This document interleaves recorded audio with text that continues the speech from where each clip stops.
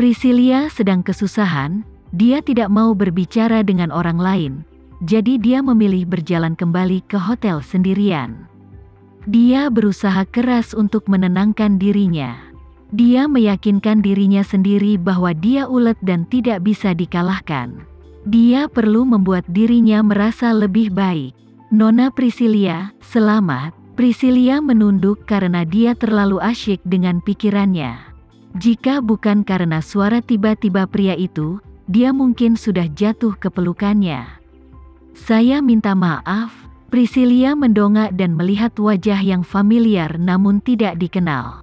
Kamu itu. Pria itu tampak familiar.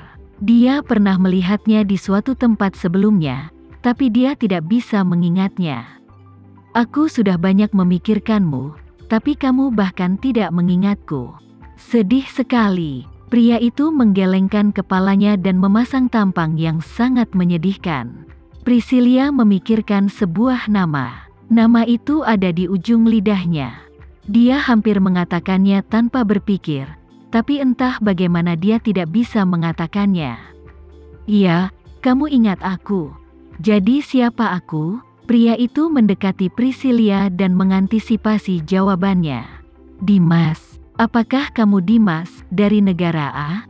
Priscilia berpikir lama dan akhirnya menyebutkan namanya. Nona, kamu masih bisa mengingatku.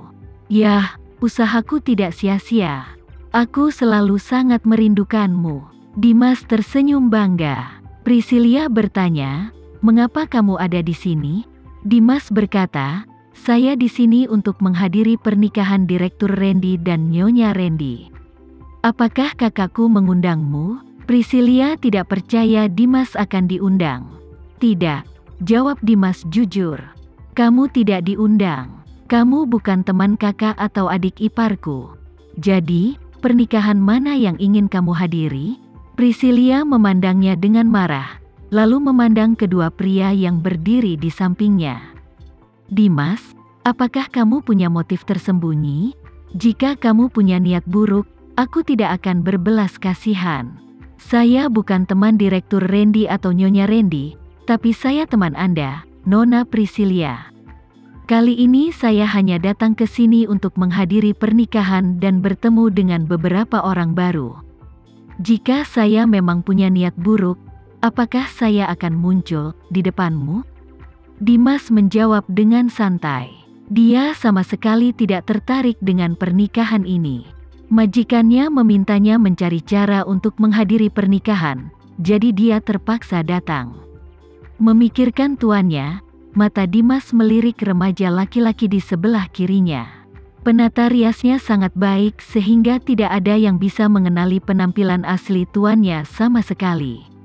Tuannya dapat melihat gadis yang ingin dilihatnya dengan kamuflase ini.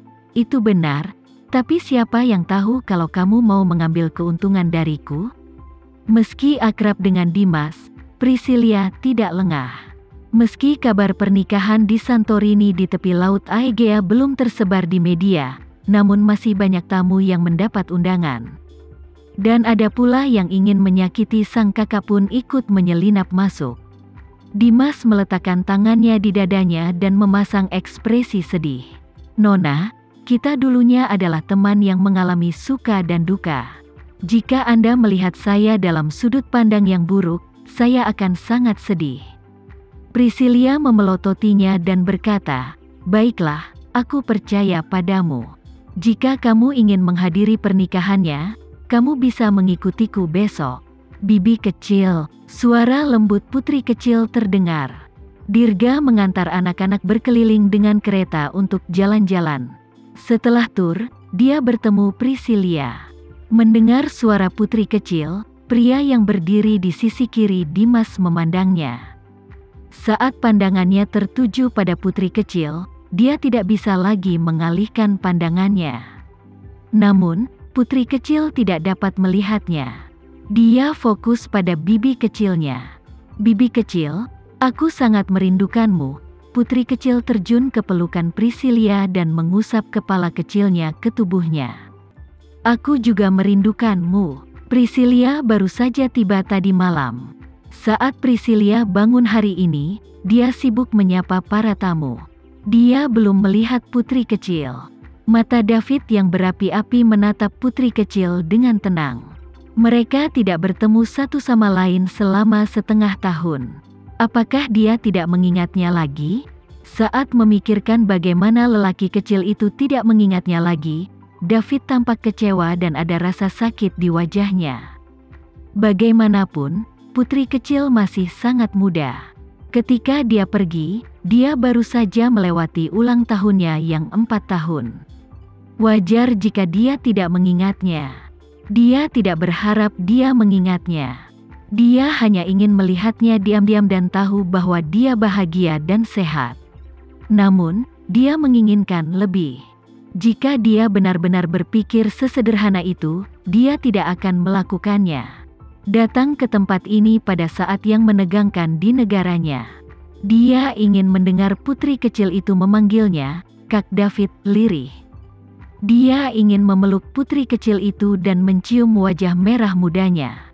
Dia akan memberitahunya bahwa dia harus datang kepadanya ketika dia besar nanti. Namun, dia tidak bisa mengenalinya. Putri kecil tidak bisa mengenalinya dengan riasan tebal dan penyamaran. Bahkan Priscilia yang seperti orang dewasa pun tidak bisa mengenalinya. Inilah yang dia inginkan. Namun saat ini, ia berharap dirinya tidak ditutupi riasan. Mungkin ketika si kecil melihatnya, dia bisa mengenalinya secara sekilas. Jika dia tidak memakai riasan tebal dan penyamaran, dapatkah putri kecil mengenalinya secara sekilas? Sebelum dia melihatnya, dia sangat yakin bahwa dia akan mengenalinya, tetapi saat ini, dia tidak yakin sama sekali. Dibandingkan dengan terakhir kali dia melihat putri kecil di Jakarta tahun lalu, dia jauh lebih tinggi. Namun, dia tetap terlihat sama. Matanya jernih dan cerah, dengan kepolosan dan kelucuan seorang anak kecil. Bahkan jika orang keji melihatnya, dia ingin bersikap baik padanya. Dia anak yang manis. Dia polos, cantik, bijaksana, dan wajahnya pasti akan meluluhkan hati siapapun dengan segera. Priscilia membutuhkan banyak usaha untuk menjemput putri kecil. Bayi kita, putri kecil, semakin tinggi, dan aku tidak bisa menggendongmu lagi.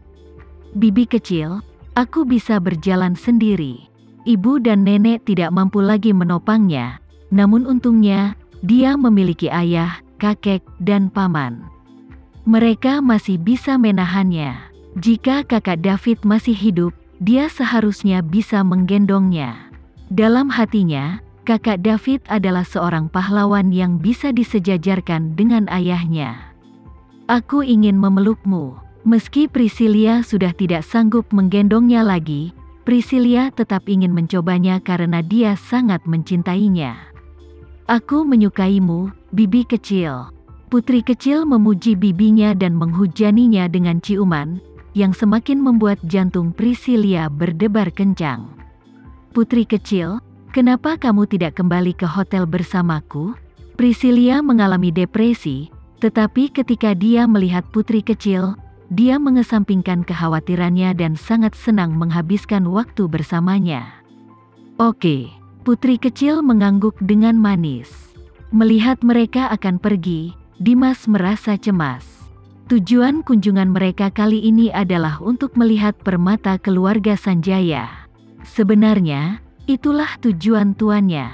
Tuan mereka, pangeran ketiga, sangat ingin melihat gadis kecil ini. Dimas tidak menyangka bisa bertemu putri kecil begitu sampai di tempat tujuan. Jika dia membiarkan mereka pergi seperti ini, dia akan sangat menderita nantinya. Saat ini, kearifan diplomasi Dimas yang diperolehnya selama hidupnya bisa dimanfaatkan dengan baik.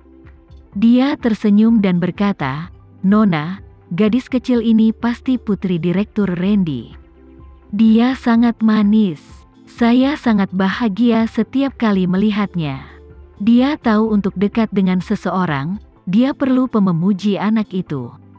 Namun, apa yang dikatakannya tidak bohong.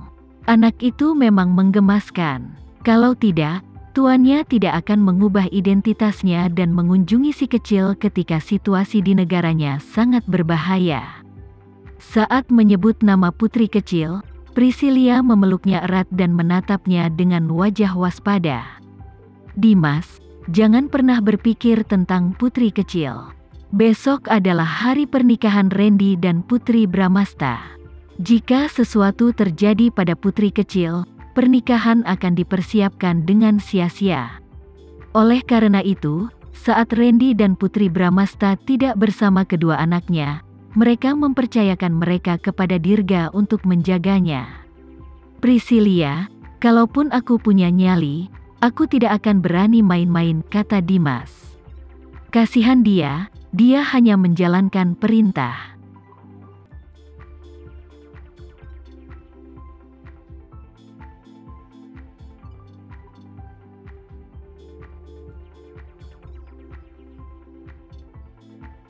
Sekian dulu ya video kali ini, kita lanjutkan lagi videonya di lain waktu. Oh iya, bagaimana menurut kalian? Semoga bisa sedikit menghibur kalian semua. Untuk teman-teman yang baru nonton, jangan lupa subscribe ya, hehehe. Dan kalau teman-teman ada yang ingin gabung langganan, bisa langsung gabung saja untuk dapat fitur yang menarik dan sedikit membantu Mimin. Terima kasih banyak sudah menonton, sampai jumpa lagi, bye.